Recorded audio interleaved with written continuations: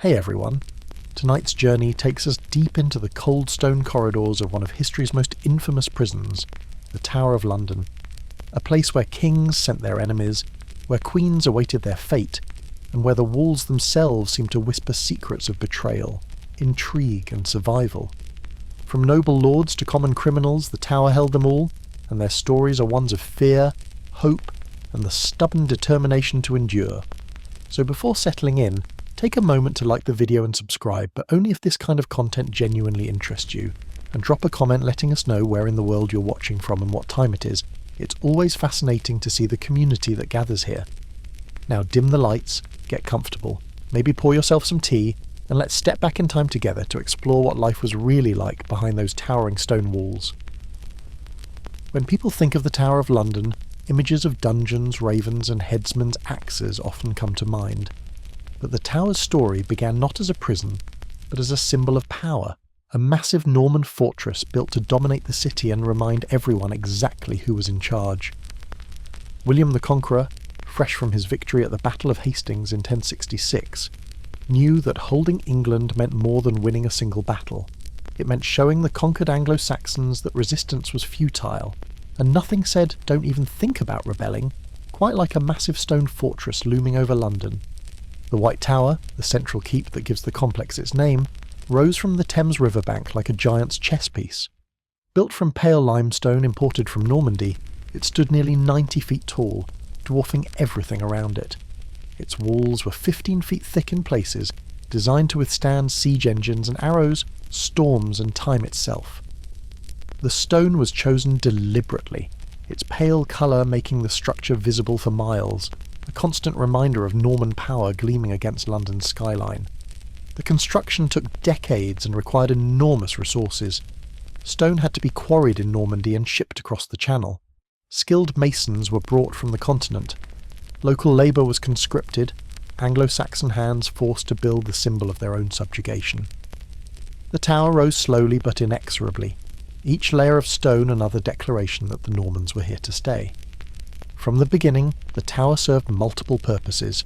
It was a royal residence, and early kings and queens lived within its walls, holding court in chambers that were surprisingly luxurious for medieval standards.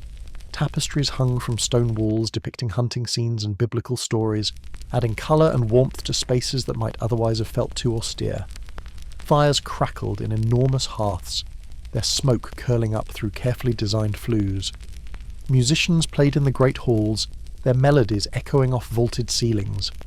Servants scurried through corridors carrying food and wine, maintaining the royal household in this fortress that was both palace and stronghold. The royal apartments in the White Tower were quite grand for their time. Large windows, by medieval standards anyway, let in light and air. The walls were plastered and painted in bright colours that have long since faded.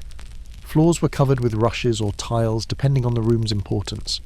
The Great Hall could accommodate elaborate feasts, with long tables groaning under the weight of roasted meats, pies, sweetmeats, and wine imported from France.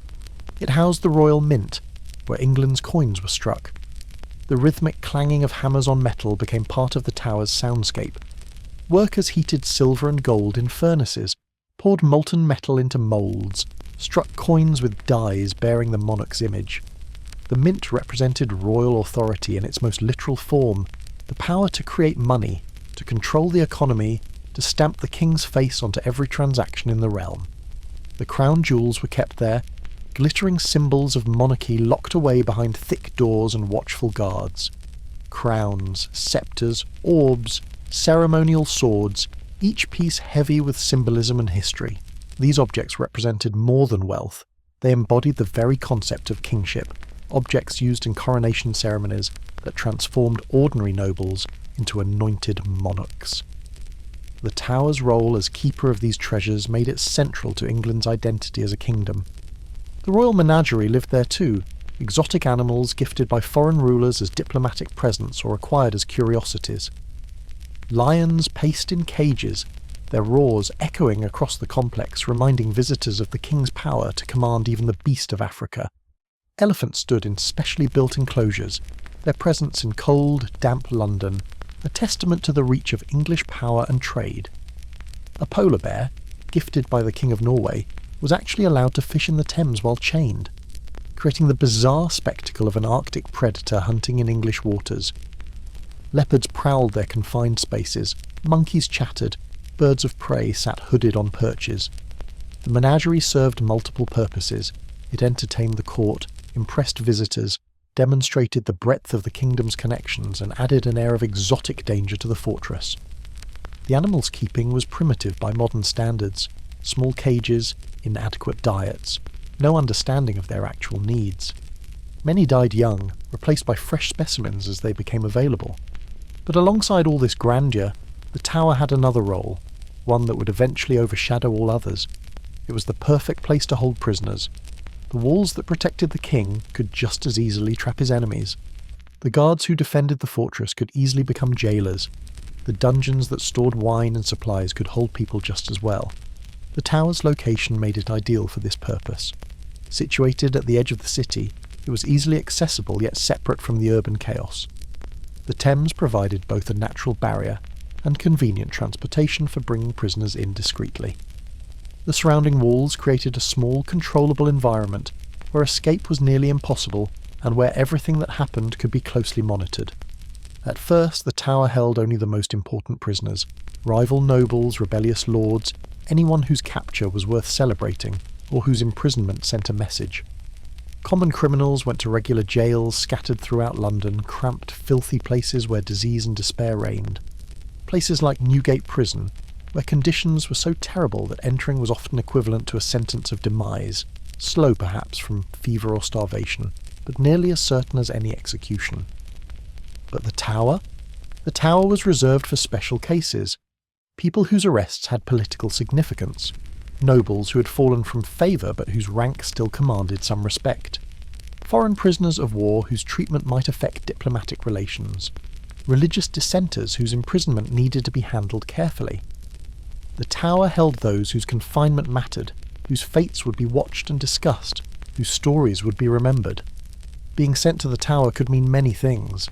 Sometimes it was a temporary holding place before trial. Sometimes it was a comfortable, if confined, residence for nobles fallen from favour, who might be restored someday if political winds shifted in their direction. Sometimes it was the last stop before the scaffold, the final residence before a very permanent exit. The uncertainty was perhaps the worst part. Prisoners often had no idea which category they fell into until the matter was decided. The tower's reputation grew with each famous prisoner who passed through its gates. Over the centuries, it would hold some of the most fascinating figures in English history. Kings and queens, saints and supposed traitors, scholars and soldiers, all would find themselves behind those unforgiving walls at some point. Each imprisonment added layers to the tower's legend, turning it from mere building into symbol, a place that existed as much in imagination and fear as in physical reality. What made the tower particularly unnerving wasn't just its size or strength, but its permanence. Other prisons might burn down, other fortresses might crumble, but the tower stood eternal, unmovable, inescapable. Its very existence was a reminder that the crown's reach was long and its memory longer. Prisoners who had angered the monarch a decade ago might find themselves finally arrested and brought to the tower when political circumstances made their imprisonment convenient. The tower waited, patient as stone, ready to receive whoever power decided needed to be contained. The Thames flowed past its walls, boats drifting by carrying merchants, fishermen, ordinary people going about ordinary lives. They could see the tower's silhouette against the sky, could hear the bells that tolled from within, and they knew that somewhere inside those walls, in chambers both grand and grim, prisoners waited. Waited for trial, for pardon, for execution, for mercy that might never come. The fortress that began as William the Conqueror's declaration of power had become something else entirely. A holding pen for the powerful, a symbol of royal authority's darker side, a place where the mighty discovered just how quickly fortune could turn. And for those who found themselves walking through its gates as prisoners, the tower represented the end of one life and the uncertain beginning of whatever came next. The tower evolved over centuries, each monarch adding buildings, strengthening walls, expanding the complex. Edward I in the 13th century added the outer curtain wall and the moat, transforming the tower into the concentric fortress it remains today. Henry III before him had whitewashed the White Tower, enhancing its visibility and giving the structure its name. Later, monarchs added residential buildings, expanded the royal apartments, constructed new towers for various purposes. By the Tudor period, when the tower reached perhaps its most famous era as a prison, it had become a sprawling complex covering 18 acres. Multiple towers ringed by 2 sets of walls, with narrow passages between them. The moat filled with Thames water surrounded the outer wall, creating a waterlogged barrier to escape. Multiple gates controlled access, each one guarded, each one a checkpoint that had to be passed. The tower's very architecture seemed designed to crush hope. The walls rose so high that even from upper windows prisoners could see little beyond the fortress itself. The thickness of the walls meant that sounds from outside were muffled, creating an eerie quiet broken only by the sounds within. Footsteps on stone, doors clanging, guards talking, the occasional cry of distress. Inside the walls, the tower operated as a small city. Hundreds of people lived and worked there, not as prisoners, but as the machinery that kept the fortress running. The constable of the tower, the overall commander, the lieutenant, who actually ran daily operations, the yeoman warders, the guards who would eventually become the colourful beefeaters known to tourists, servants, cooks, armourers, clerks, chaplains, all the personnel needed to maintain a royal fortress. This community existed side by side with the prisoners, sometimes interacting with them, sometimes moving through the same spaces, yet occupying completely different worlds. A prisoner might pass a cook carrying bread, smell the food, be reminded of meals eaten in freedom, yet be unable to share in even that simple pleasure without permission and payment. The tower also housed the royal armouries, vast collections of weapons and armour, swords, pikes, bows, cannons, suits of plate armour, everything needed to equip armies. These arms served practical purposes but also symbolic ones, visual reminders of the force available to the crown, the violence that could be deployed against those who challenged royal authority. Prisoners walking through the tower complex would see these weapons, would be reminded constantly that they were at the mercy of overwhelming force. The message was clear, resistance was pointless. The crown had armies, had fortresses, had unlimited power compared to any individual prisoner's helplessness. The tower became woven into English identity and imagination. It appeared in chronicles and histories, in poems and plays. Shakespeare set scenes there. Historians recorded its prisoners and their fates. Artists painted it, emphasizing its imposing strength. The tower transcended its physical existence to become mythic, a place that loomed large in cultural consciousness, a symbol of English power and English ruthlessness. For Londoners living in the city's shadow, the tower was a constant presence. They could see it from certain vantage points throughout the city. They knew people who worked there or had relatives who had been imprisoned there. Stories circulated about what happened within those walls, some true, some exaggerated, all adding to the tower's fearsome reputation. And that reputation served a purpose.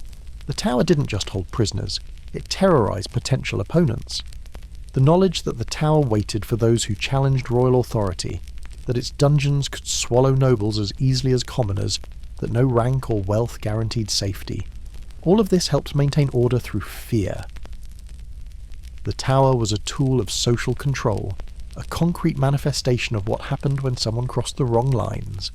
Yet for all its fearsome reputation, the tower was also a workplace, a home, a familiar landscape to those who lived and worked there. Guards knew its corridors like people know their own houses. Children of tower staff played in its courtyards.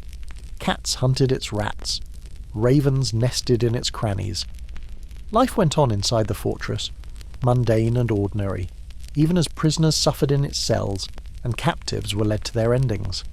This duality, the tower as both ordinary place and extraordinary symbol, made it all the more powerful. It wasn't some distant threat, some abstract concept. It was real, physical, present, staffed by ordinary people doing jobs, yet serving extraordinary and often terrible purposes. The banality of how it functioned made its role in political violence even more chilling. The fortress that William built to dominate London had succeeded beyond even his ambitious imagination. Nearly 1,000 years later, the tower still dominates, though now tourists rather than soldiers fill its spaces, though cameras replace swords, though the violence has been replaced by educational displays and gift shops, but the stones remember, the walls hold their secrets. And for those who look closely, who listen carefully, the echoes of all those prisoners still whisper through the ancient corridors. There were several ways to enter the Tower of London, but for prisoners one entrance carried a weight of dread unlike any other. The Traitor's Gate. Just the name was enough to make hearts sink and stomachs turn. It wasn't a dramatic iron portcullis or a grand doorway, just a low arched water gate opening directly onto the River Thames. But what it represented made it one of the most feared thresholds in England. Prisoners arrived at the Traitor's Gate by boat, usually at night or in the early morning when fewer eyes could witness their arrival. The journey itself was often the first taste of what imprisonment would bring, a slow, cold passage down the Thames, watching London drift by, seeing freedom recede with each stroke of the oars. Picture the scene in detail. The boat, usually a simple barge, pushed away from whatever dock the prisoner had been held at previously. Maybe Westminster, maybe one of the riverside palaces, maybe a private residence. The oarsmen, typically guards or boatmen accustomed to this grim duty, pulled steadily through the water. The Thames in those days was the city's highway, crowded with vessels during day but quieter at night when most prisoner transports occurred. The condemned, for that's what many prisoners already were in spirit if not yet in fact, sat in the boat under guard. Hands might be bound, though not always. Flight from a boat in the middle of the Thames would be futile anyway. The water cold and dangerous, the far bank no safer than the near one, guards everywhere. Some prisoners stared at the passing city, memorising details, drinking in final glimpses of the world outside prison walls. Others kept eyes downcast, unable to bear looking at what they were losing. The journey downstream from Westminster took perhaps 20 minutes of rowing. Not long in objective time, but it could feel like hours or like seconds depending on the prisoner's state of mind. The boat passed under London Bridge, that marvel of medieval engineering with its houses and shops built right onto the structure, creating a tunnel of wood and stone that the Thames flowed through. The bridge's narrow arches created fierce currents, and skilled boatmen were needed to navigate safely through. Beyond the bridge, the tower came into view. First just a silhouette against the sky, then growing larger, more detailed, more real with each moment. The white tower at the centre, pale stone visible even in dim light. The surrounding walls dark and hulking. The various towers clustered within the complex, each with its own name, its own history, its own prisoners past and present. The boat approached the gate. The Thames water lapped against stone with small splashing sounds that echoed strangely in the enclosed space. The arch of the gate loomed ahead, dark and dripping, more like the mouth of some ancient beast than an ordinary entrance. Water dripped from the ceiling of the passage, creating echoing splashes that sounded almost like whispers, as if all the previous prisoners who had passed this way were murmuring warnings or lamentations. The gate itself dated from the 13th century, built during Edward I's expansion of the tower. It was originally called the Watergate, a more neutral name for what was simply the main river entrance to the fortress. But over time, as more and more accused criminals entered through it, the gate acquired its more ominous nickname, Traitor's Gate. By Tudor times, the name was fixed, and the gate's reputation was firmly established as the threshold between freedom and captivity. Moss and slime coated the walls where river water had touched them for centuries. The stone was worn smooth in places by the endless motion of water and boats. The smell was distinctive. River water, old stone, damp, decay. A scent that prisoners would associate forever after with this moment of arrival, this crossing from one world into another. The boat glided through the archway. Suddenly the open sky disappeared, replaced by damp stone overhead. The temperature dropped noticeably, the air inside the gate passage always cooler than outside, always carrying a chill that had nothing to do with season or weather. It was the cold of stone and water, of enclosed spaces, of a place where sun rarely reached. Voices echoed strangely in the passage. The oarsmen's calls to each other bounced off walls. Guards stationed at the gate challenged the approaching boat, following procedures even when arrivals were expected. Passwords were given. Documents were shown. Everything followed protocol, the careful bureaucracy of imprisonment working exactly as designed. And then, with a grinding of wood and chains, the gate closed behind, cutting off the river, the city, the world. The sound of that gate closing was heavy, final. A physical statement that escape back the way one had come was impossible now. Iron reinforced the wood. Heavy timbers crossed the gate's interior, locks engaged with chunking sounds. The prisoner was sealed in.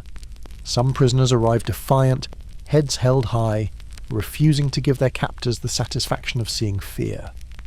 These were often people who believed their cause was just, who expected that their imprisonment would be temporary, who thought influential friends would secure their release shortly. They treated the journey through the Traitor's Gate as a minor inconvenience, an embarrassment to be endured briefly before matters were sorted out properly. Others came already broken, shoulders slumped, faces pale, knowing that passing through this gate often meant never leaving the tower alive. These prisoners had no illusions about their situation. They had made enemies too powerful, or committed offences too serious, or simply run out of luck in political games where the stakes were life or death. For them, the boat ride was a funeral procession, and the Traitor's Gate the entrance to a tomb. Still others arrived in states of confused disbelief, unable to process how quickly their fortunes had turned from favour to imprisonment. Yesterday they had been at court, enjoying royal favour, secure in status and future. Today they were prisoners, accused of crimes real or fabricated, their former status now worthless, perhaps even dangerous as it made them more prominent targets. Anne Boleyn, second wife of Henry VIII, came through the Traitor's Gate in May 1536. She had been queen, crowned and anointed, the woman for whom Henry had broken with Rome and reshaped England. She had given birth to the future Elizabeth I. She had been at the absolute pinnacle of power and influence, and now she was a prisoner accused of crimes so scandalous that even speaking them aloud shocked the hardened courtiers who had seen everything. The accusations against Anne were devastating. Multiple counts of adultery, including with her own brother George, plotting the king's demise, betraying her marriage vows and her loyalty to the crown. Whether any of these charges had any basis in reality remains debated by historians to this day. What's clear is that Henry wanted rid of her, wanted to marry Jane Seymour, and was willing to destroy Anne completely to achieve his aims. As her boat approached the Traitor's Gate, Anne apparently turned to her escort and made a comment that has echoed through history. She said she didn't know whether to laugh or cry at finding herself a prisoner where she had been queen.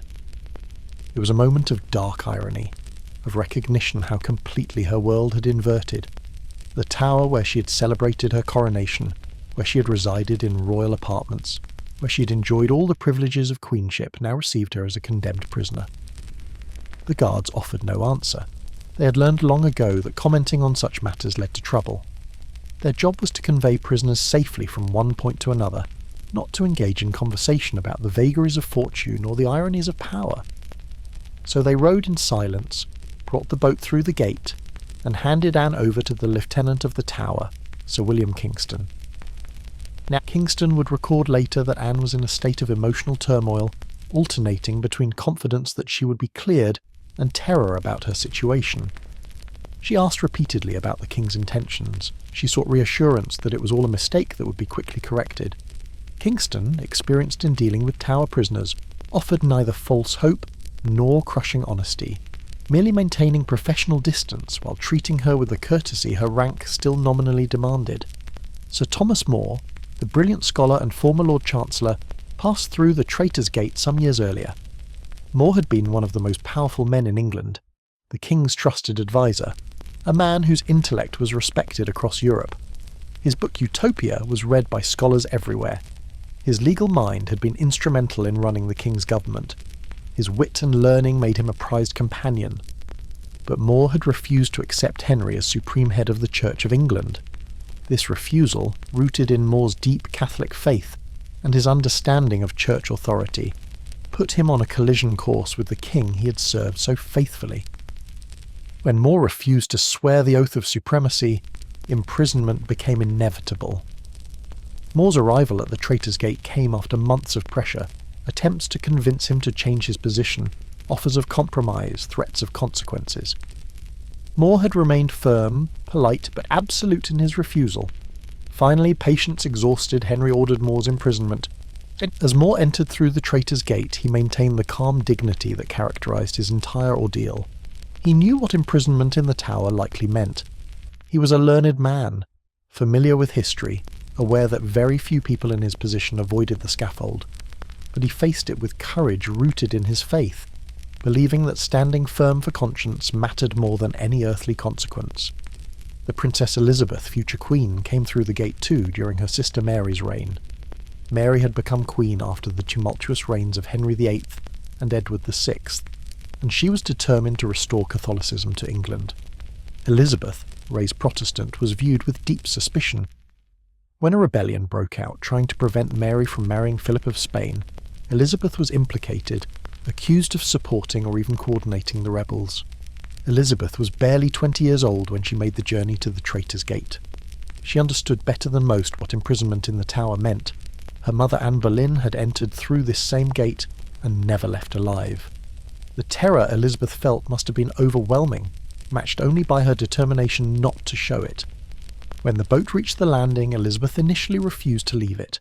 She sat in the rain on the steps just inside the gate and refused to move, declaring loudly that she was no traitor.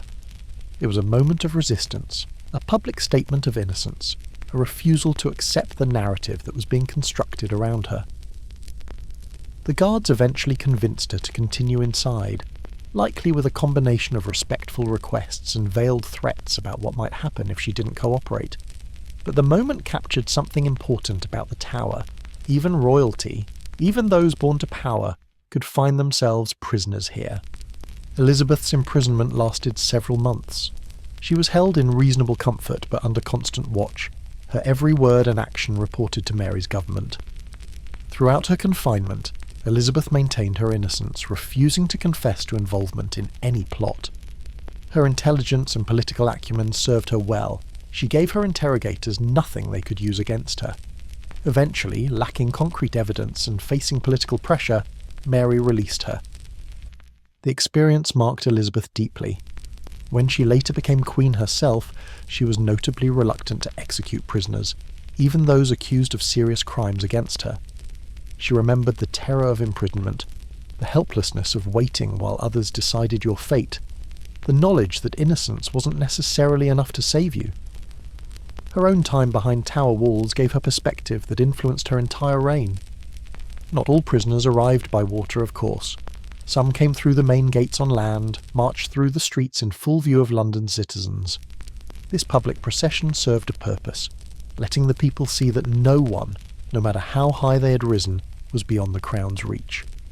The crowd's reactions varied wildly depending on the prisoner and the circumstances. Sometimes they jeered and threw refuse at particularly unpopular prisoners. Rotting vegetables, dead animals, filth from the streets, all became projectiles hurled at people who had fallen from power. The crowd's anger could be genuine, reflecting real grievances against unpopular nobles or officials. Or it could be performative, demonstrations of loyalty to whatever faction currently held power, making clear that the crowd supported the winning side. Sometimes they wept for those they saw as victims of injustice, popular figures imprisoned for religious beliefs or political positions that resonated with common people could expect sympathetic crowds. People might call out prayers, blessings, encouragement. They might toss flowers instead of garbage. They might stand in respectful silence, bearing witness to what they saw as martyrdom rather than just punishment. Sometimes they simply stared in silence, knowing that fortune was fickle and that today's spectator might be tomorrow's prisoner. The sight of powerful people brought low served as a reminder that status provided no security, that royal favour could evaporate overnight, that no one was truly safe from power's whims. That recognition could be sobering, even frightening, prompting silence rather than participation.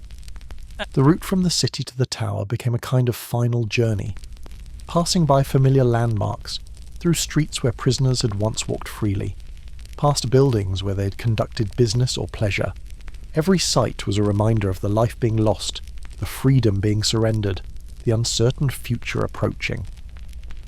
Once through whichever gate, water or land, the prisoners entered a world entirely separate from the London they had just left. The tower complex sprawled across 18 acres, a small fortress city within the larger city. It had its own rhythms, its own social structures, its own rules that operated independently of the outside world. Towers and buildings clustered together, connected by walls and walkways that created a maze-like environment. The White Tower dominated the centre, surrounded by the inner ward. The outer ward extended beyond that, and beyond that the moat and outer walls. Narrow passages ran between buildings, stairways spiralled up into tower rooms, courtyards opened unexpectedly. The whole complex was deliberately confusing, designed to be defensible, which meant it was equally good at keeping people in as keeping attackers out. Guards patrolled constantly, following routes and schedules that prisoners would come to know intimately. The guard force was substantial, dozens or hundreds depending on the period, enough to maintain security, prevent escapes, and crush any attempt at resistance or revolt. They wore the tower's livery, carried weapons, and moved with the casual authority of people working familiar ground. Ravens, the tower's famous residents, perched on walls and watched with cold, intelligent eyes. The ravens have become legendary, associated with various superstitions and stories. Whether they were deliberately kept at the tower in medieval times or only became permanent residents later, the large black birds added to the fortress's atmosphere, their harsh calls and unsettling presence contributing to a sense that this was a place apart, a place where normal rules didn't apply. The very air inside the tower felt different to newly arrived prisoners, heavier somehow, older. The stones had witnessed so much, held so many secrets, absorbed so many final prayers and desperate hopes. Walking through the inner courtyards, even in daylight, there was a sense of weight, of history pressing down, of countless lives that had passed through these same spaces, heading toward uncertain fates. Now, for newly arrived prisoners, the immediate question was always the same. Where would they be held? The answer to that question could mean the difference between relative comfort and genuine misery, between having some control over one's fate and descending into despair. The lieutenant of the tower, meeting each new prisoner, would make this determination based on various factors. The prisoner's rank, the severity of the accusations, how much money the prisoner or their family could provide, and what instructions had come from the Crown regarding this particular case. Some prisoners were taken immediately to comfortable apartments in one of the towers. Others were marched across the complex to grimmer accommodations. A few, those considered most dangerous or most deserving of harsh treatment, descended stairs into underground dungeons where light barely penetrated and hope died first. That first night in the tower was crucial. Prisoners had to begin adjusting to their new reality, to the loss of freedom, to the uncertainty of their situation, to the fear of what might come. Some spent that first night in prayer. Others paced their cells like caged animals. Still others simply sat in stunned silence, unable yet to process what had happened to them. The sound of bolts sliding into place, of keys turning in locks, of heavy doors closing with final thuds, these sounds marked the transition from the journey to the imprisonment itself. The gate, whether Traitor's Gate or another entrance, had been crossed. There was no going back now. Whatever awaited the prisoners would unfold within these walls, according to schedules and rules beyond their control, shaped by forces they might influence, but could never fully direct. The Traitor's Gate stands today, still opening onto the Thames, though no longer used for its original grim purpose. Tourists photograph it, guides explain its history, the water still laps at the stone steps where so many prisoners landed.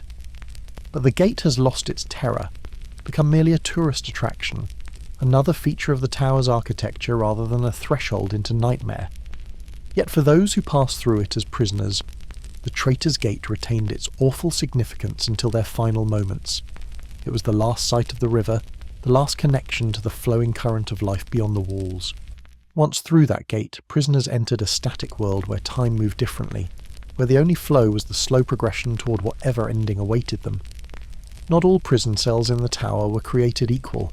Far from it. The tower's accommodations range from surprisingly comfortable apartments to genuinely nightmarish dungeons, and where a prisoner ended up depended on several factors: status, wealth, the severity of the charges, and whether those in power wanted the prisoner to suffer or simply to be secured safely until trial or execution. At the top of the tower's hospitality hierarchy were the royal apartments and noble quarters. These weren't cells in the traditional sense at all, but actual living spaces, Rooms with furniture, windows, sometimes even small luxuries. Yes, the doors were locked from the outside and guards stood watch in corridors, but inside conditions could be remarkably bearable by the standards of medieval and early modern imprisonment. Wealthy prisoners could pay for privileges. This wasn't corruption exactly, more like an accepted system built into the tower's operations. The tower's lieutenant, the official in charge of the fortress on a day-to-day basis, operated partly on fees from prisoners. His salary from the crown was modest, so fees paid by or on behalf of prisoners constituted a significant portion of his income. The system created financial incentives for treating wealthy prisoners well, as long as they paid appropriately. Want better rooms? That cost extra. The difference might be between a spacious chamber in the bell tower with views toward the city and a cramped dark cell in the basement of the White Tower. The fee covered not just the better space, but also better security, meaning less chance of being mistreated by bored or malicious guards. Want decent food brought in from outside? More money. Tower rations were adequate to prevent starvation, but nothing more. Bread, weak beer, occasional portions of cheese or salt meat, everything calculated to maintain life at minimum expense. But prisoners with funds could arrange for meals from London taverns or cook shops, roasted meats, fresh bread, pies, ale or wine, foods that made existence more bearable and maintained physical health better than basic rations ever could. Want writing materials, books, visits from family? Everything had a price. Paper, ink and quills cost money. Books, scarce and valuable in an age before printing became common, had to be borrowed or purchased. Visits required bribing multiple people, guards to allow visitors through, officials to turn blind eyes to longer or more frequent visits than regulations technically permitted. The system meant that imprisonment in the tower could vary wildly in its lived experience depending on economic resources. A wealthy noble might live quite comfortably, all things considered, while a poor gentleman in the next tower over suffered genuine hardship from the same imprisonment. Sir Walter Raleigh, the famous explorer, writer and courtier, spent 13 years imprisoned in the tower on and off, the longest continuous period being from 1603 to 1616. This imprisonment came after he was accused of plotting against James I, though the evidence was dubious at best. Raleigh managed to make his quarters relatively comfortable through a combination of his own remaining wealth and support from friends and admirers who continued to believe in him. He had multiple rooms in the Bloody Tower. Don't let the name alarm you too much. It acquired that nickname later for unrelated reasons. His quarters included a main chamber, a smaller room that he used as a study, and access to a small walled garden plot where he could walk and even conduct basic horticultural experiments. Raleigh had books, lots of books. He read voraciously, from classical texts to contemporary works, maintaining his intellectual life despite physical confinement.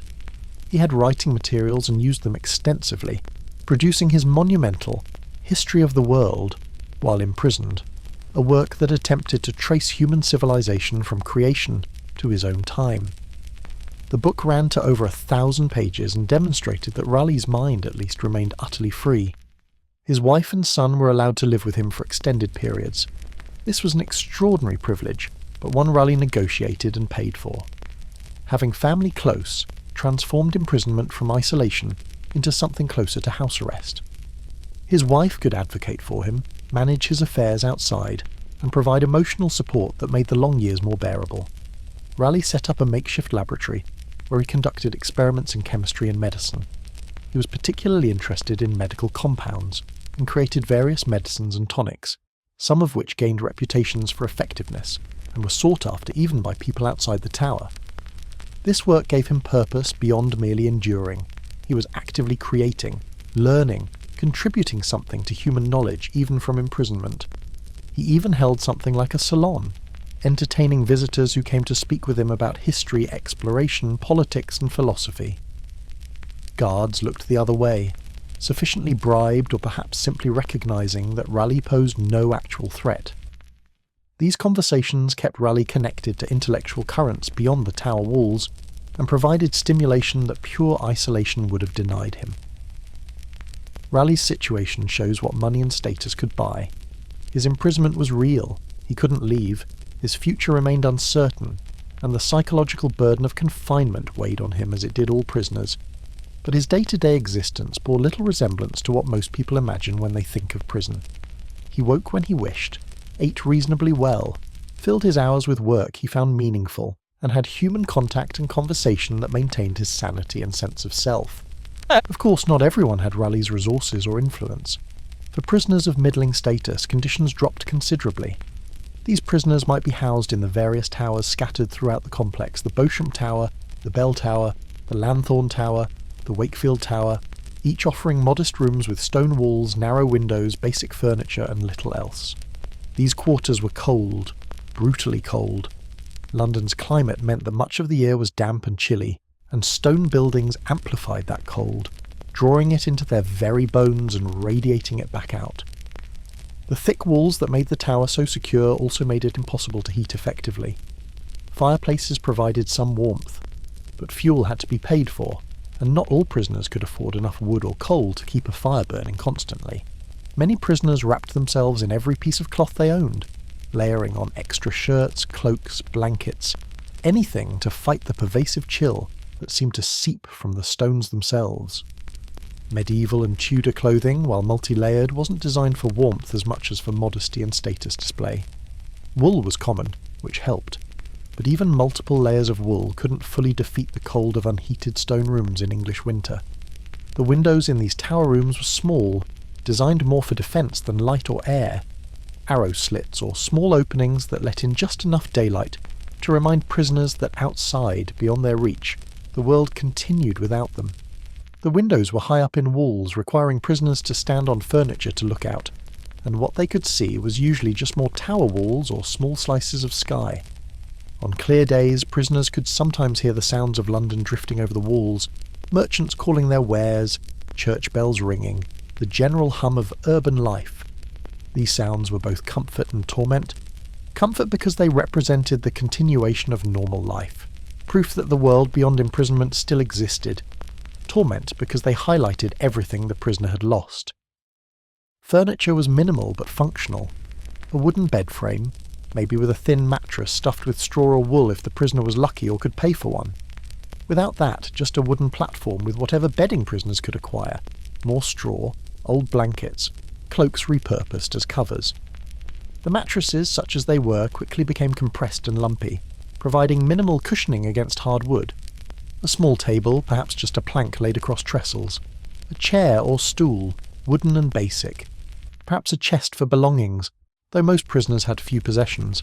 Maybe a change of clothes, a book if they were literate and could acquire one, writing materials if permitted and if they could afford them, personal items that had survived the transition from freedom to captivity. The bare necessities of existence, nothing more. No decorations, no comforts, no amenities beyond what was minimally required to sustain human life. The rooms were functional in the most basic sense: 4 walls, a roof, a door that locked, enough space to lie down and move around minimally. Everything beyond that was luxury. The walls themselves told stories. Many prisoners carved their names, dates, symbols and messages into the soft stone, leaving behind permanent records of their presence. The Beauchamp Tower holds some of the most elaborate carvings, intricate designs created with nothing but patience and small tools, smuggled or improvised. These carvings served multiple purposes. They helped pass the endless hours, giving prisoners tasks that could occupy hands and minds. They were a way of asserting existence, of saying I was here, I mattered, I refused to be forgotten. And perhaps they were a form of communication, messages for future prisoners who might occupy the same space, a strange kind of fellowship across time between people who never met but shared the experience of confinement in that particular cell. Some carvings were simple names and dates. Others were more elaborate, family crests, religious symbols, even short poems or phrases in Latin. The Dudley family left particularly notable marks. Members imprisoned in the tower at various times carved their surname prominently, along with symbols and messages. These carvings remain visible today, ghostly signatures from people long dead. Below the relatively comfortable tower rooms lay something far worse, the dungeons proper. These were spaces carved from the earth and stone, underground chambers reached by descending steep, narrow stairs that spiraled down into darkness. Here, the temperature dropped further. The air grew thick and stale, lacking the ventilation that upper rooms received. Moisture seeped through the walls, creating patches of slime and mould that spread across stone surfaces like infections. The quality of air in these dungeons was poor. Without windows or ventilation, the oxygen grew thin, and the atmosphere oppressive. Prisoners descending into these spaces felt the change immediately, a heaviness that made breathing feel laboured, a smell of damp and decay that clung to everything. The most notorious of these spaces was known simply as Little Ease. The name was darkly ironic because there was no ease to be found there, little or otherwise. Little Ease was a cell so small that a grown person could neither stand up straight nor lie down fully. It measured roughly 4 feet by 4 feet by 4 feet, a cramped box carved from stone. Prisoners confined in Little Ease had to crouch or curl into uncomfortable positions, unable to stretch out, unable to rest properly. The human body isn't designed to maintain such positions for extended periods. Even a few hours in Little Ease could cause terrible cramping and pain in legs, back and neck. Days there would break almost anyone, leaving them desperate to confess anything, agree to anything, say anything, if it meant being removed from that terrible box. Little Ease wasn't used for long-term confinement. That would have been physically impossible. It was a tool of interrogation, a place where prisoners could be held briefly to encourage cooperation, to soften resistance, to demonstrate that conditions could always get worse no matter how bad they already seemed. Then there was the pit, another underground dungeon, this one deeper still, reached by ladder through a trapdoor in the floor of an upper chamber. The pit was essentially a stone hole, a cylindrical space carved into bedrock, dark except when the trapdoor above opened briefly for guards to lower food or check on prisoners. No windows meant complete darkness most of the time. Eyes might adjust enough to distinguish slightly different shades of black, but true seeing was impossible. This darkness was disorienting, destroying the normal rhythms of day and night, making it impossible to tell how much time had passed, creating a timeless void where hours might feel like days or days like hours. No bed meant sleeping on damp stone. The cold of the earth itself radiated through the floor, and prisoners had to huddle against walls, wrap themselves in whatever clothing they had, and try to find positions that didn't press vulnerable body parts directly against freezing rock. Rats were constant companions, squeaking and scuttling, sometimes bold enough to investigate the prisoner sharing their space, nibbling at clothes or exposed skin while prisoners slept, spreading filth and disease. The psychological impact of sharing space with rats, hearing them but rarely seeing them in the darkness, feeling them occasionally brush against skin, was profound and deeply disturbing. These terrible dungeons weren't used for everyone or even for most prisoners. They were reserved for those considered particularly dangerous, those who had truly angered the Crown, or those from whom confessions needed to be extracted. The threat of being moved to Little Ease or the pit often worked as effectively as actually being placed there. The human imagination could fill in the details once someone described what awaited, and the thought of descending into that darkness was enough to make many prisoners more cooperative. The tower also had a more formal torture chamber, though the extent to which it was actually used remains debated by historians. The rack, the most famous torture device, was kept there, a wooden frame to which prisoners could be tied and stretched. The very existence of such devices created terror that extended beyond those who actually experienced them. Knowing the rack existed somewhere in the tower, that it could be used, that others had suffered on it, was enough to haunt prisoners' nightmares and make resistance seem impossibly costly. Between the comfortable noble apartments and the terrible dungeons lay a whole spectrum of accommodations, each matching the prisoner's status and the keeper's disposition. Some prisoners shared cells, which could be either a blessing or a curse depending on the cellmate. Human company helped pass time and maintain sanity. Having someone to talk to share experiences with, to receive support from during dark moments, could make imprisonment significantly more bearable. 2 or 3 prisoners in the same space could establish routines, divide small tasks, keep each other's spirits up through conversation and companionship. But sharing also meant less privacy, no place to retreat when needing solitude, no escape from another person's presence, even when that presence became irritating or oppressive. Personality conflicts arose, disagreements over petty matters became magnified by the forced proximity, and the inability to ever get truly alone could wear on nerves. There was also the risk of having an informant planted alongside. The tower's authorities sometimes placed spies among prisoners, people who would report conversations back to officials. a cellmate who seemed sympathetic, who encouraged the prisoner to speak freely about their beliefs or their complaints, might actually be gathering evidence to be used at trial. This possibility poisoned trust, making it dangerous to confide in anyone. Food was another variable that depended heavily on money and status. Wealthy prisoners could arrange for meals to be sent in from outside, anything they could afford and convince the guards to allow. London had numerous taverns, cook shops and food vendors who would, for a price, deliver meals to the tower. These could be substantial: roasted meats, fresh bread, pies, fruits when in season, wine or ale, meals that resembled what prisoners had eaten in freedom. More typical prisoners received basic tower rations. These were calculated to maintain life without costing much. Bread formed the staple, heavy, coarse loaves that filled the stomach even if they didn't delight the palate. Beer was provided, the weak small beer that was safer to drink than water in an era before water treatment. Occasionally there was cheese, salted or dried meat, basic vegetables like turnips or onions, food that prevented starvation but offered little pleasure. The poorest prisoners, those with no funds and no friends to help, subsisted on the bare minimum. Bread and water, a diet that kept body and soul together but not much more. This minimal diet led to health problems over time, weakened immune systems, susceptibility to illness, gradual physical deterioration that made imprisonment even harder to bear. Prisoners who could cook sometimes received permission to prepare their own food if they could obtain ingredients. A small brazier or access to a larger kitchen, the ability to turn basic ingredients into something resembling a meal, this small autonomy mattered. Cooking provided occupation, created familiar routines, produced food that tasted like something chosen rather than merely accepted. The quality of life in the tower, such as it was, depended on navigating a complex system of rules, customs and transactions. Smart prisoners quickly learned what was negotiable and what wasn't.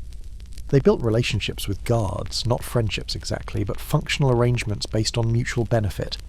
A guard who saw a prisoner as human rather than just a job was more likely to grant small kindnesses, delivering messages to family members outside even when regulations didn't strictly permit it, looking the other way during visits that ran slightly longer than officially allowed, providing an extra blanket when the cold became truly bitter, allowing small privileges like walking in a courtyard at times when prisoners were normally confined to cells.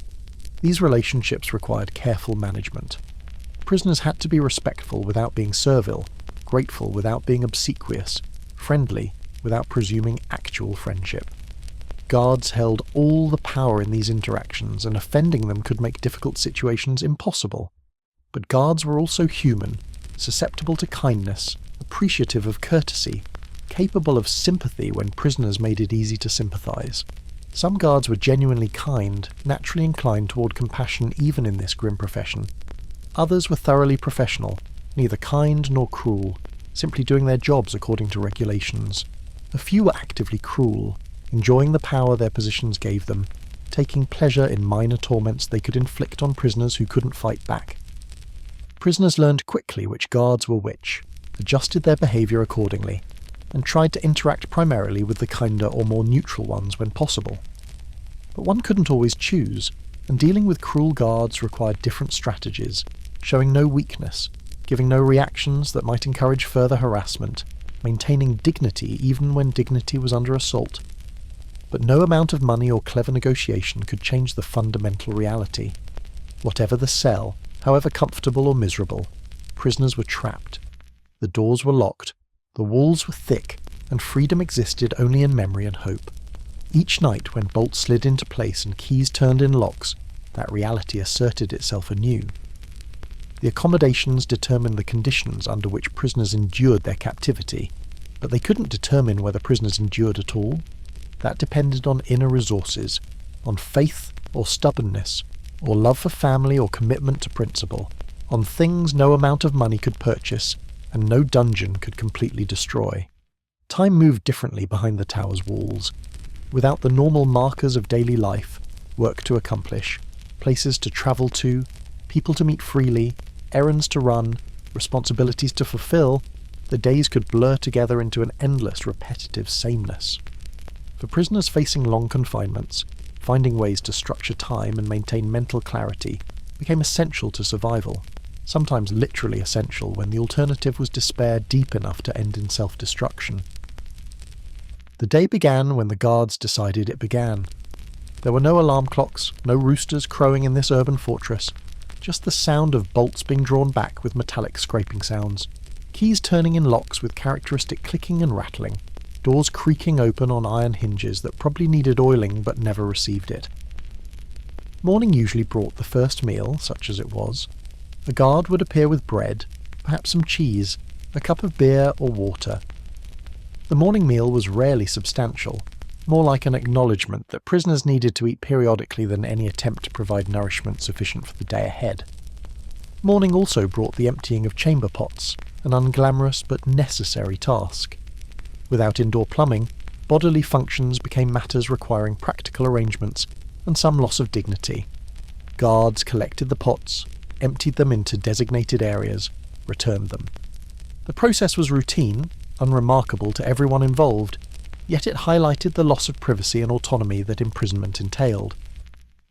Some prisoners were allowed brief periods in small exercise yards, walking in circles within walled enclosures, seeing a patch of sky unmediated by window bars or narrow slits, breathing air that hadn't been trapped in stone rooms all night.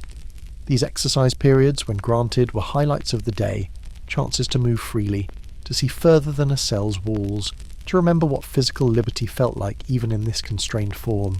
The yards were small, enclosed by high walls that prevented any view beyond the tower itself. Guards watched from nearby positions. Time limits were strict, perhaps half an hour or an hour depending on the prisoner and the day's circumstances. But even this limited freedom mattered intensely. Muscles could stretch, blood could flow. The body could remember it was designed for movement, not just stillness. For those confined to their cells constantly, and many prisoners never left their cells for months at a time, the walls became their entire world. Every crack in the stone, every pattern of moisture seeping through from outside, every place where previous prisoners had carved their names, all became intimately familiar.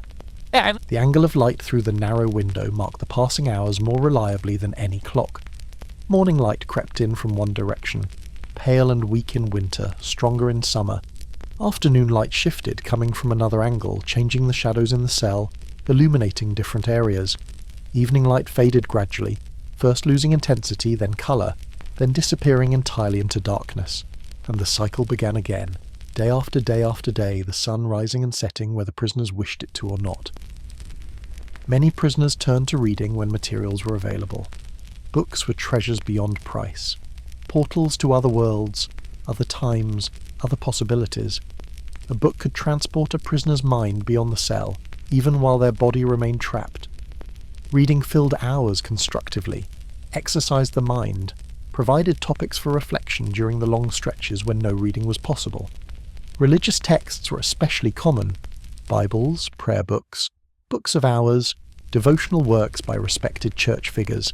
Christianity dominated this culture, and faith provided comfort, a framework for understanding suffering, and hope for better things beyond this life if not within it. Prisoners spent hours in prayer and meditation, rituals that structured the day and provided moments of peace, or at least of focused purpose. The Bible offered specific comfort to prisoners. The Psalms were full of laments and pleas from people in desperate circumstances. The Gospels told of Jesus' imprisonment and execution, a story of innocent suffering that resonated with prisoners who believed themselves wrongly accused. The letters of Paul included passages written from prison, direct testimony from someone who had experienced imprisonment and found meaning in it. For those with education and materials, writing became a lifeline.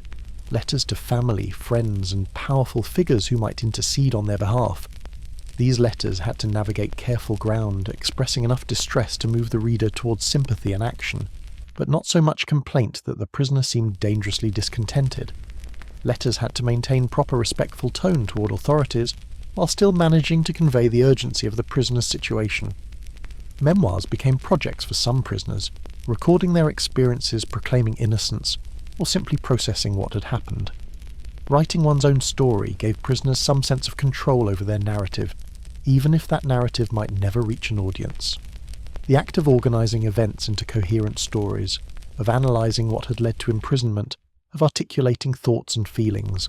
All this helped prisoners maintain intellectual coherence. Poetry expressed emotions that couldn't be spoken aloud. Verses about injustice, about longing for freedom, about faith sustaining through trials, about love for family separated by walls. Poetry's compressed intensity suited the prison environment where every word mattered, where meaning had to be packed into limited space. The act of writing transformed passive suffering into active expression. Instead of merely enduring events, prisoners who wrote became recorders, analysts, creators. They exercised agency through the only means available to them, through words on paper, through the assertion that their perspective mattered, that their story deserved telling. Sir Thomas More wrote extensively during his Tower imprisonment. His letters to his beloved daughter Margaret are heartbreaking in their tenderness and their courage. He discussed theology and philosophy in terms Margaret could understand, sharing with her the intellectual work that sustained him. He tried to prepare his family for the possibility that he might not leave the Tower alive, gentle warnings wrapped in expressions of faith and hope. More revealed his inner struggle in these letters, the fear of what awaited him, battling with determination to remain true to his conscience. He wasn't a saint without doubts. He was a human being terrified of pain and death, who nonetheless chose principle over survival, because he believed some things mattered more than life itself. His letters survived him, and became some of the most moving documents in English literature, windows into a soul facing ultimate tests. Some prisoners had visitors, though visits were carefully controlled. Family members might be allowed to come, usually in the presence of guards whose job was to monitor conversations and prevent any plotting or passing of forbidden information. The guards' presence destroyed privacy, turned intimate family moments into observed performances, where every word had to be weighed for how it might be interpreted. These visits were both joy and torment. Joy at seeing loved faces, hearing beloved voices, touching hands across whatever physical barriers existed between prisoner and visitor. Torment in the knowledge that, at the visit's end, only the prisoner would remain while everyone else walked back out into freedom, into the world of sunshine and choices and ordinary life. Children visited imprisoned parents sometimes, and these visits were particularly complex. Parents wanted to reassure children, to maintain relationships, to avoid causing distress. But how does one explain imprisonment to a child? How does one maintain parental authority from behind a locked door? How does one watch a child grow and change, missing so many small moments, unable to participate in daily life? Children might not fully understand the situation. They knew their parent was in the tower, that visits were limited and supervised, that something bad had happened. But the political machinations, the accusations, the legal processes, all of that remained beyond their grasp. They just wanted their parent back, wanted life to return to normal, wanted the inexplicable situation to resolve itself. Spouses faced different challenges. They might understand perfectly what had happened and why, might even share the prisoner's beliefs or political positions that had led to imprisonment. The visits became chances to coordinate responses, to discuss legal strategies, to maintain unity in the face of pressures designed to fracture relationships. Guards listened carefully to these conversations, alert for anything that might indicate continued plotting or resistance. Some marriages strengthened under this pressure, partners proving their loyalty and love through the hardest tests. Other relationships fractured, unable to withstand the strain of imprisonment, the loss of shared daily life, the fear and uncertainty. Spouses outside the tower faced their own pressures, social stigma, financial difficulties. If the imprisoned person had been the family's support, decisions about how to position themselves to best help their imprisoned relative. Conversations with guards could provide social interaction, though prisoners had to be careful. Some guards were genuinely kind, sympathetic to the difficult position their charges faced. These guards might share news from outside, talk about ordinary subjects that helped prisoners feel connected to normal life, even show compassion when prisoners struggled. Other guards were harsh or indifferent. They saw prisoners as jobs, tasks to be managed, not as people deserving sympathy. These guards maintained strict professional distance, spoke only when necessary, never engaged in anything approaching friendship or even friendly conversation. A few guards were actively cruel, taking pleasure in their power over prisoners who had once held high status. These guards might taunt prisoners, make their conditions worse in petty ways, find excuses to deny privileges or impose punishments. For prisoners already in difficult circumstances, encountering cruel guards made terrible situations worse, and some guards were informants, reporting every conversation, every complaint, every unguarded moment back to those who might use such information against the prisoner. A guard who seemed sympathetic might actually be gathering evidence. Comments made casually, thinking the guard was friendly, might appear later at trial or in official reports. This possibility made every interaction fraught, forced prisoners to weigh every word, created exhausting vigilance that had to be maintained constantly. Physical exercise, even in limited forms, helped pass time and maintain health. Prisoners who could pace their cells, walking circuits until they had covered miles without going anywhere. These walks became meditation, time when the mind could wander while the body moved rhythmically. Prisoners counted laps, set goals, used walking as a way to structure hours that otherwise had no structure. Some practiced sword-fighting forms without swords, going through the motions of thrusts and parries, keeping muscles from atrophying entirely. Nobles and knights had trained in swordsmanship from youth, and these movements were deeply ingrained. Practicing them maintained not just physical conditioning, but also sense of identity, remembering who they had been before imprisonment. Others did stretching exercises, bending and reaching and twisting to keep bodies from stiffening into the shapes of their confinement. The human body adapts to the demands placed on it, and a body confined to a small cell with minimal movement will adapt by losing flexibility, strength and endurance. Conscious exercise fought against this decline. For prisoners with skills and materials, handicrafts provided both occupation and small comforts. Sewing, if needle and thread could be acquired, mending clothes that wore out from constant use, creating small items like bags or cloths from scraps. Embroidery transformed plain cloth into something decorative, an assertion of beauty in ugly circumstances. Carving, if prisoners could obtain small pieces of wood or soft stone, creating small objects from whatever materials were available. These objects served practical purposes sometimes, a spoon carved from wood, a simple toy for a child allowed to visit, a small gift for a guard who'd been kind. But they also served psychological purposes.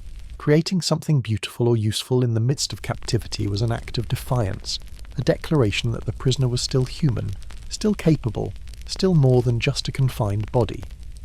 Meals, no matter how basic, marked the day's structure. Breakfast, such as it was in the morning. Dinner at midday, the main meal though, often not much more substantial than other meals. Supper in the evening, light food to end the day. The food might be plain or even unpleasant, but its regular arrival provided rhythm, small events to anticipate, markers that time was indeed passing even when it felt static. Some prisoners developed elaborate rituals around eating, setting their single chair just so at the small table, laying out their bread on a clean cloth if they had one, taking small bites and chewing slowly to make the meal last longer, saying prayers before and after eating, transforming necessity into something approaching ceremony, imposing order and meaning on basic biological functions. These rituals mattered because they were one of the few areas where prisoners had any control. They couldn't control when meals arrived, what food they received, whether they would ever leave the tower, but they could control how they ate, the small choices around something as basic as consuming food, and that tiny bit of autonomy helped maintain sense of self. Sleep was its own challenge. Some prisoners found that unconsciousness provided escape from the grinding boredom and anxiety of confinement. They slept as much as possible, letting hours vanish into darkness, waking only to eat or attend to bodily necessities before retreating back into sleep. Sleep became refuge, the only place where freedom still existed, where dreams could transport them beyond walls. Others lay awake, minds racing with worries, regrets, plans that would never be implemented, conversations that would never happen. What if they had made different choices? What if they had recognized danger sooner? What if friends they'd trusted had proven more loyal? What if the political situation changed and their positions suddenly became acceptable again? The hard beds and cold air didn't help. Even the most comfortable tower quarters couldn't fully defeat English winters, or the basic discomfort of medieval sleeping arrangements. Straw mattresses compressed into lumpy pokey pads. Wooden bed frames had no give, no cushioning. Blankets were rarely sufficient for the cold. But even perfect physical comfort wouldn't have ensured sleep. The mind's activity, the constant processing of the prisoner's situation, the fear and uncertainty, these kept prisoners awake as effectively as any physical discomfort. Dreams could be cruel. Prisoners dreamed of freedom, of walking through open fields with no walls in sight, of sitting at tables with family, of doing simple things they had once taken for granted, like choosing which direction to walk, deciding what to eat, going wherever they pleased. These dreams felt so real that waking from them back into the reality of confinement brought fresh waves of grief each morning.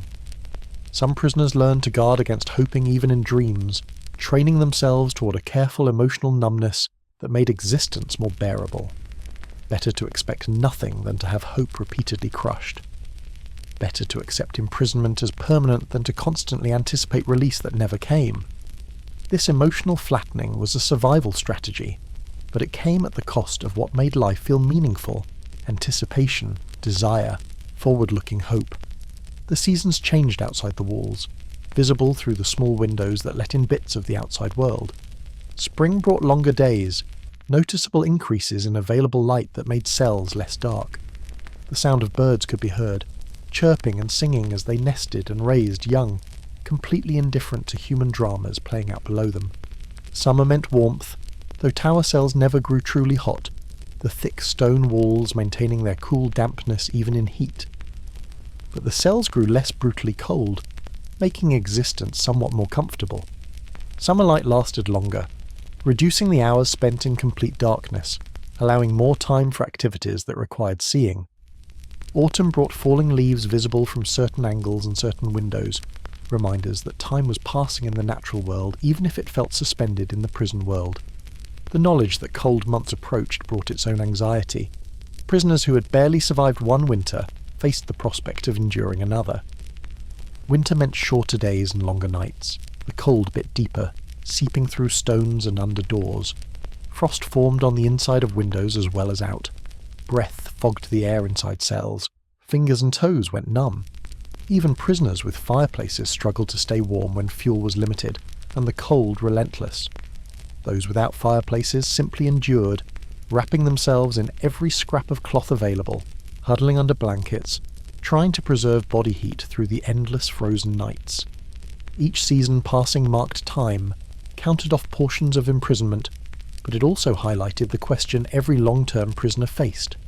Would they see this season again next year? Would they ever see seasons in freedom? Spring flowers in gardens they could walk through, summer sun on skin not filtered through narrow windows, autumn harvests celebrated rather than merely observed, winter snows that could be enjoyed rather than merely endured. Some prisoners developed relationships with animals that made their way into the tower. Ravens, of course, those famous birds that supposedly protect England, though whether they were thought to protect prisoners as well remained uncertain. The ravens' harsh cawing became part of the tower's soundscape. Their dark forms perching on walls and ledges became familiar sights. Pigeons landed on windowsills, cooing and bobbing, sometimes staying long enough for prisoners to observe them closely. These birds represented life continuing, creatures moving freely while humans remained confined. Some prisoners saved bits of bread to feed birds, creating small connections with living things that came and went as they pleased. Mice and rats, despite being pests, at least represented life, movement, something happening in the static world of confinement. A few prisoners even kept them as pets, taming them with bits of saved bread, grateful for any companionship, even from creatures most people considered vermin. The prisoners had descended far enough that even rats' company was welcome. The guards themselves followed routines that became part of the prisoners' daily rhythm. Certain guards walked certain routes at certain times. Keys jingled in distinctive patterns. Some guards carried full rings that made elaborate rattling sounds. Others had just a few keys that clinked more simply. Boots had particular sounds on stone floors, heavier and sharper, lighter and scuffing. Voices carried in recognisable tones. One guard might have a deep bass voice, another a higher pitch, another a distinctive accent. Prisoners learned these patterns intimately, could often tell who was approaching and when before seeing anyone. This knowledge provided small illusions of control, tiny predictions in lives otherwise subject to forces entirely beyond their influence. Knowing that guardsmith would walk past the cell door at roughly this time of morning gave structure, a tiny bit of predictability in unpredictable circumstances. Religious observances marked time in larger intervals. Sundays were different from other days, marked by chapel services for prisoners allowed to attend, by a slightly different quality to the day even for those confined to cells. The church bells throughout London rang differently on Sundays, reminding prisoners that the outside world continued its spiritual observances. Feast days throughout the church calendar created breaks in the year's monotony. Christmas, Easter, Saints' days, each one acknowledged in some form even in the tower. The food might be slightly better on these days, or prisoners might be granted small privileges, or chaplains might spend more time with prisoners, offering special services or extra attention. For prisoners facing trials, the waiting itself became the central fact of existence. Every footstep in the corridor might be someone coming to announce a trial date. Every visit from officials might bring news. Every day might be the day when uncertainty finally resolved into certainty, for better or worse. The uncertainty was perhaps worse than the confinement. At least if prisoners knew their fate, they could prepare themselves mentally and spiritually. They could make peace with whatever was coming, arrange their affairs as much as imprisonment allowed, say proper goodbyes, ready themselves for whatever ending awaited. The not knowing, the constant state of suspended animation between present imprisonment and unknown future, created its own particular torment. It made planning impossible, turned every thought toward the future into anxious speculation, kept prisoners perpetually off balance. Some prisoners counted days, scratching marks on walls, creating calendars from memory, tracking the passage of time with the dedication of scientists conducting experiments. Each day marked was a day survived, proof that time was passing even when it felt motionless, evidence that they were still here, still alive, still counting.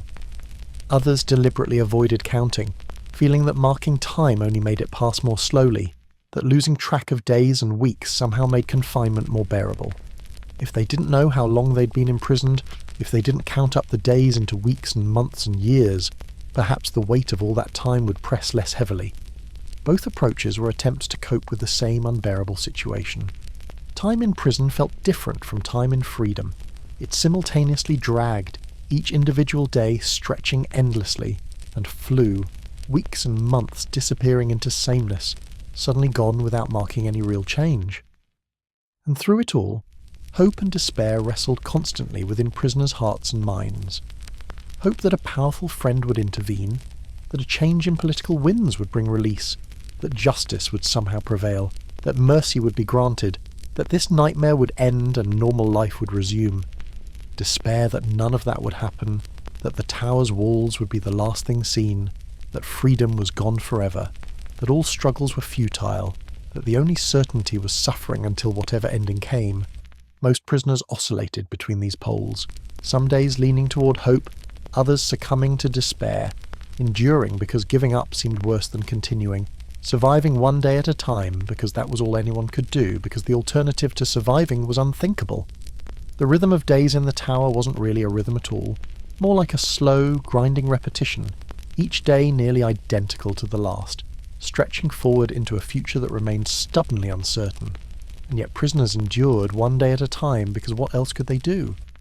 The psychological burden of imprisonment in the tower went far beyond the physical discomforts of cold cells and hard beds. What truly crushed spirits, what wore down even the strongest wills, was the uncertainty, the not knowing what would happen, when it would happen, or whether anything prisoners did would make any difference at all. Unlike modern legal systems with defined procedures and timelines, where accused people know they will face trial within specified periods and have clear rights throughout the process, imprisonment in the tower could be indefinite. Some prisoners faced trial relatively quickly, within weeks or a few months of arrest.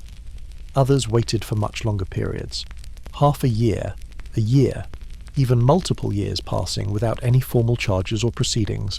A few spent years in confinement without ever being formally charged or tried. They simply remained in the tower because someone powerful wanted them there, because releasing them seemed more politically dangerous than continuing to hold them, because their status remained unresolved and perhaps unresolvable. These prisoners lived in limbo, neither fully condemned nor freed, existing in a strange state between.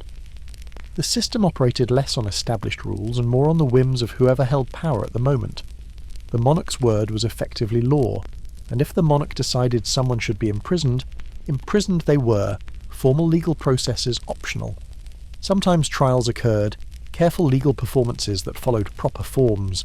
Other times they didn't, prisoners simply held by royal command without any judicial review. This uncertainty created constant psychological pressure. Every morning might be the morning guards came to announce trial.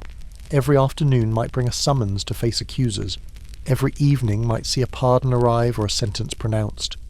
Or none of those things might happen, and the day would simply end like all the others, with the prisoner still confined, still waiting, still unknown. For prisoners accused of serious crimes, especially treason, the stakes couldn't be higher. Treason carried the ultimate penalty, and prisoners knew exactly what awaited them if found guilty. The tower itself provided regular reminders, since execution sometimes took place within the tower complex or just outside its walls. Executions that occurred on Tower Green, the patch of grass near the chapel of St. Peter ad Vincula, were somewhat private affairs, attended by limited numbers of officials and witnesses. These executions were reserved for high-status prisoners, usually nobles or royalty, people whose public executions might create disturbances, or whose rank entitled them to more private endings. More commonly, executions occurred on Tower Hill, just outside the fortress walls. These were public spectacles where crowds gathered, sometimes numbering in the thousands, to watch justice being done or martyrs being created depending on perspective. The preparations for these events were audible within the tower, scaffolds being built, guards mustering, crowds gathering and creating a low rumble of noise. Prisoners in tower cells could sometimes hear the executions themselves, the rumble of voices as the condemned was brought forth, the relative silence that fell as final words were spoken, the reactions afterward, whether cheers or groans or shocked quiet, the sounds of scaffolds being dismantled, crowds dispersing, the machinery of state execution carrying out its functions. These sounds served as chilling previews of what might await. Prisoners facing similar charges heard their possible futures playing out in audio form. The imagination filled in visual details, and prisoners had plenty of time for their imaginations to work, creating vivid mental pictures of what they might face. The actual process of justice, such as it was, varied wildly depending on the period, the prisoner's status and political circumstances. Some prisoners received formal trials, elaborate proceedings where evidence was presented, witnesses testified, and legal arguments were made. These trials could last days, with prosecutors laying out their cases in detail, and prisoners or their representatives offering defences. The fairness of these trials varied enormously. Some were genuine attempts to determine guilt or innocence, proceedings where evidence actually mattered, and where acquittal was at least theoretically possible. Judges and juries listened to testimony, weighed evidence, made decisions based on what was presented. Other trials were theatrical productions where the verdict had been decided beforehand, and the trial merely provided a veneer of legitimacy, a show of following proper legal forms even when the outcome was predetermined. The evidence might be fabricated, witnesses coerced or lying, legal procedures manipulated to ensure the desired result. The trial was performance, not genuine inquiry into truth. Prisoners in these show trials could see what was happening, could recognise that their words and arguments would make no difference, that the machinery was grinding toward its predetermined conclusion, regardless of facts or justice. This recognition was its own special torment, going through the motions of defence knowing it was futile, watching the charade play out, powerless to change anything. Interrogations were common. Prisoners would be summoned from their cells to answer questions about their actions, their beliefs, their associations, their intentions. These sessions could be relatively benign, simple conversations where officials tried to establish facts, understand situations, determine whether the prisoner actually posed any threat or had committed any offence. Or they could be intense, hostile confrontations where every word was twisted, every pause interpreted as guilt, every attempt to defend oneself treated as further evidence of wrongdoing. The interrogators already believed the prisoner guilty and conducted sessions not to discover truth, but to extract confessions or gather statements that could be used to support predetermined conclusions. The psychological pressure of interrogation was immense. Prisoners were typically alone, facing multiple interrogators. They were tired, stressed, frightened, removed from familiar environments and support systems. The interrogators were practiced, experienced in extracting information, skilled at verbal manipulation and psychological pressure. Questions came rapidly, not allowing time for careful thought. Answers were challenged immediately. Interrogators pointed out inconsistencies, whether real or imagined, suggested that lying would only make things worse, offered inducements for cooperation or threats for resistance. The sessions could last hours, wearing down prisoners' defences, seeking moments of vulnerability where guards dropped and something useful could be extracted. The tower housed facilities for more forceful interrogation methods, though how extensively these were used remains debated by historians. The rack, a device that stretched prisoners by pulling their limbs in opposite directions, was kept in the tower's dungeons. Whether it was used frequently, occasionally or rarely, its presence created terror. Other tools existed as well, implements designed to cause pain without immediately causing permanent harm or ending life, since the goal was extracting confessions from prisoners who would then stand trial. The mere knowledge that such devices existed, that they could be used, that others had suffered through such interrogations, was enough to haunt prisoners' thoughts and nightmares. Whether specific prisoners actually experienced such treatment or merely feared it, the psychological impact was similar. The possibility alone created terror that could break resolve without any actual force being applied.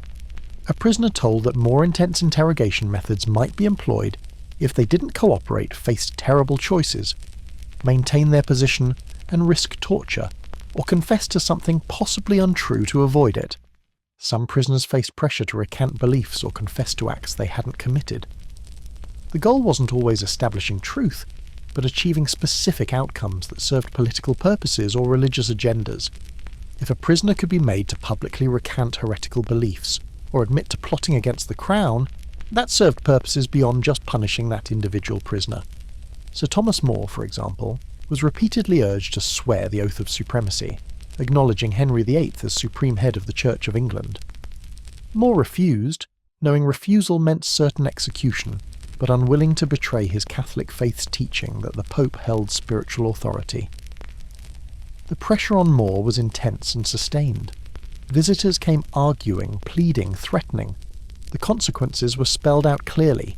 His family would suffer. His execution would be painful and shameful. All he had to do was swear the oath. Just words. Just saying what the king wanted to hear. But More couldn't do it. His conscience wouldn't allow it. He believed some things mattered more than survival, that betraying fundamental principles corrupted the soul beyond any earthly consequence's importance. The weight of that decision, sticking to principle knowing the cost, reveals courage that's hard to fully comprehend from comfortable modern distance. Other prisoners did confess, sometimes truthfully admitting to actions they had actually taken, sometimes falsely, saying whatever they believed might save their lives, or at least end their suffering. It's easy to judge such choices from safe remove, but being in that position, facing everything that prisoners faced, knowing that torture might follow continued resistance, very few people truly know how they would respond until tested. False confessions extracted under pressure or torture were common enough that even at the time, some people recognised their unreliability. But that didn't stop such confessions from being used at trials, read into record as evidence, treated as truth even when circumstances of their extraction raised obvious questions about their validity. The isolation itself created psychological wounds that could be as damaging as any physical mistreatment. Humans are social creatures, evolved to live in groups, to interact constantly with others, to share experiences and emotions and thoughts. Extended isolation, especially combined with fear and uncertainty, can seriously damage mental health in ways that may never fully heal. Some prisoners develop severe anxiety, unable to eat or sleep properly, consumed by worry about their situation and their families and their futures. The anxiety could be physically debilitating, causing heart palpitations, digestive problems, shaking, an inability to concentrate or think clearly. Prisoners who had been intellectually sharp found themselves unable to focus, their minds racing but unable to settle on any productive thought. Others fell into deep depressions, losing interest in everything, merely existing rather than living. Food lost its appeal. Books couldn't hold attention. Even basic self-care became difficult. These prisoners stopped fighting, stopped hoping, stopped caring what happened to them. They became hollowed out, present physically but absent in every meaningful way. A few experienced what we might now call psychological breaks, their minds unable to sustain the pressure. They might develop paranoid beliefs, thinking guards were plotting additional cruelties, that food was poisoned, that the walls were closing in. They might hear voices, see things that weren't there, lose the ability to distinguish reality from imagination.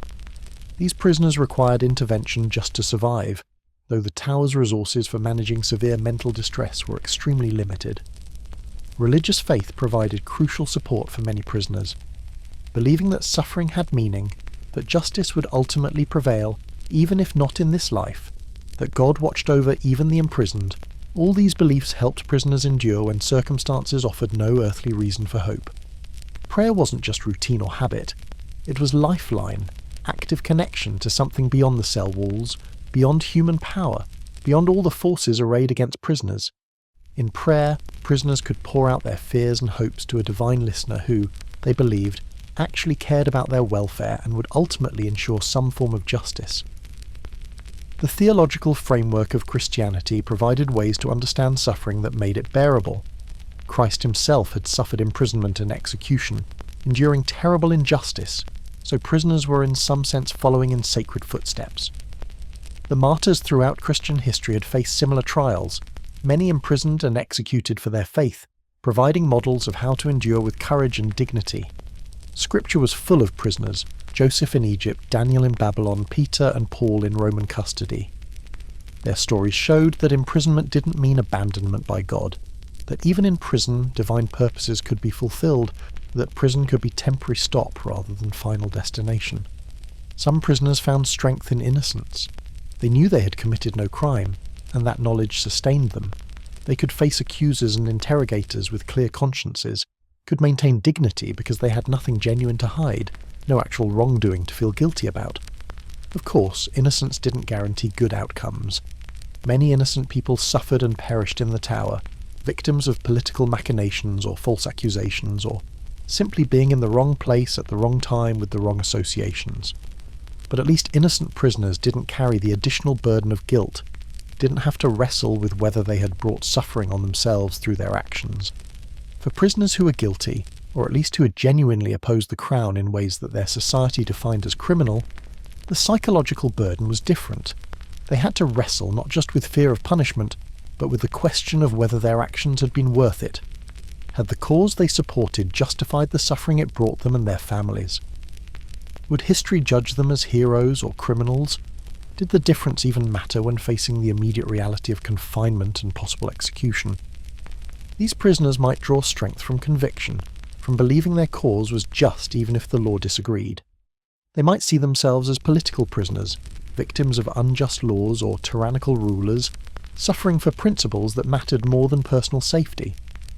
This framework provided meaning to suffering, transformed imprisonment from mere punishment into sacrifice for something greater than themselves. Family provided both comfort and additional pain.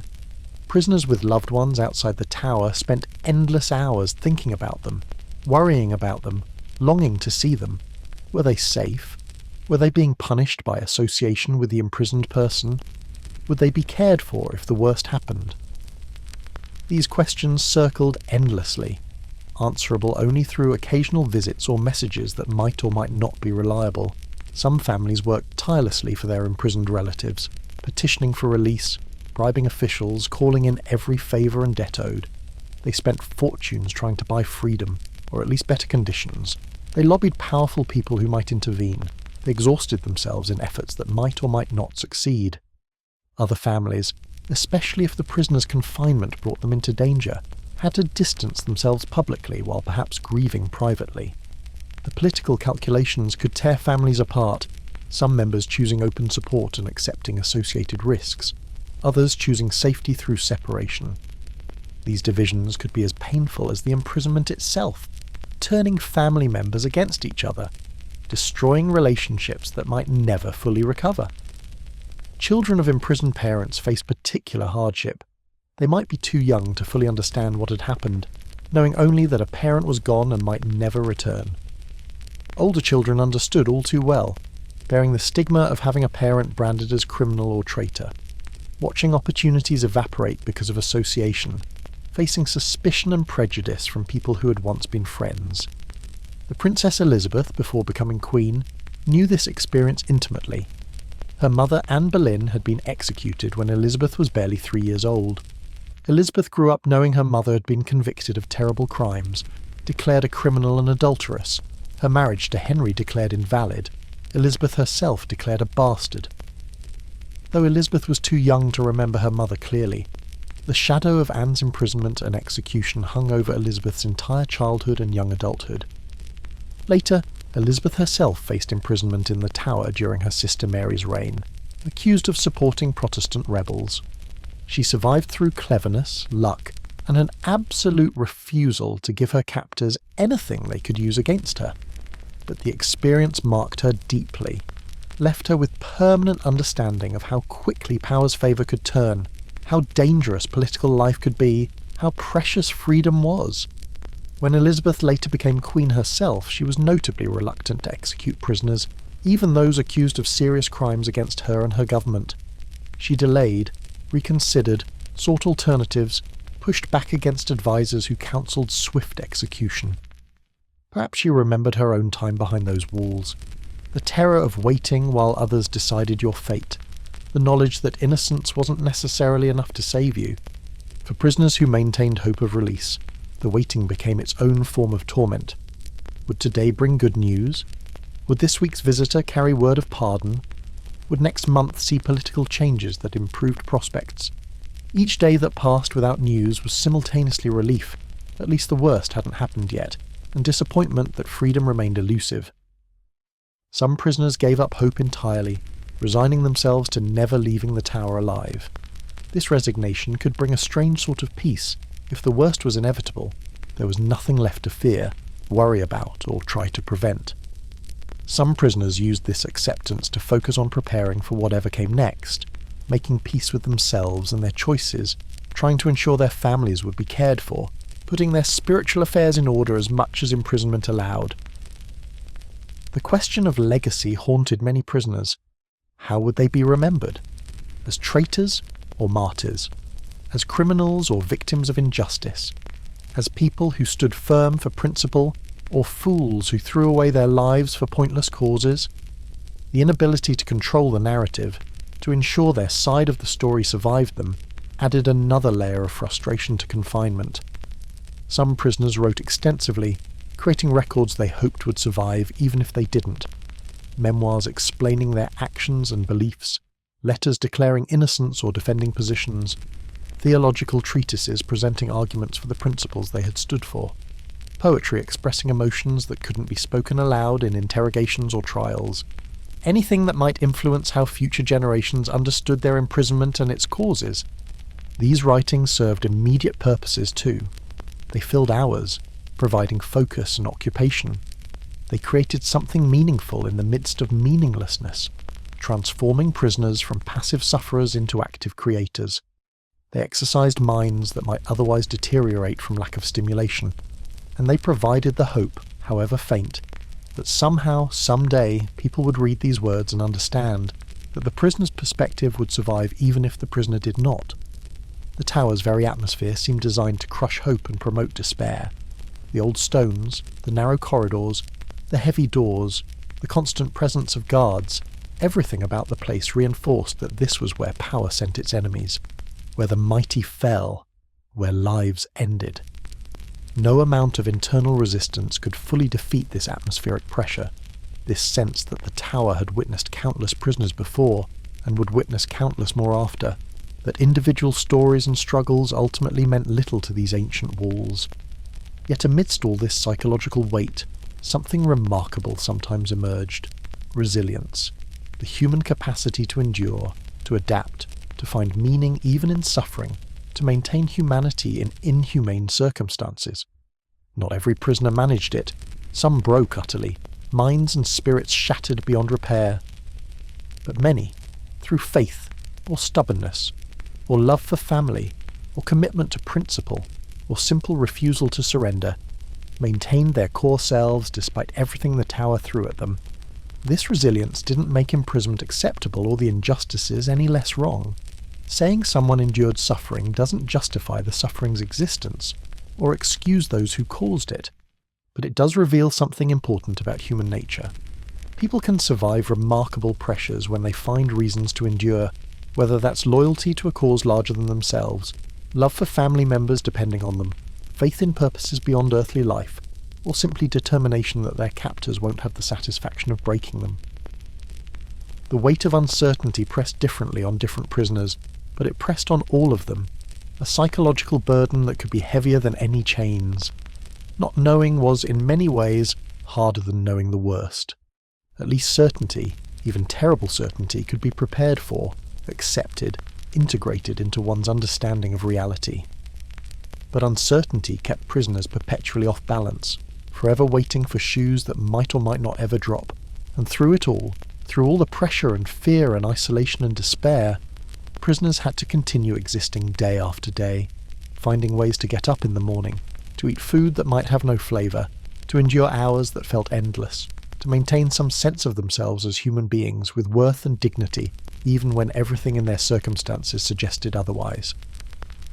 That they managed this at all, that any prisoners survive psychologically intact enough to eventually leave the tower and resume some version of normal life, speaks to the resilience of human spirit when pushed to its limits. That many didn't manage it, that the tower broke minds and spirits as surely as other methods broke bodies, speaks to the genuine psychological cruelty of prolonged uncertain imprisonment. The weight of uncertainty was, in the end, perhaps the tower's most effective tool for crushing resistance and extracting submission. Physical torture could be resisted, at least theoretically, through courage and high pain tolerance. But psychological pressure, applied relentlessly over months or years, could wear down even the strongest wills, create cracks that no amount of courage could entirely seal.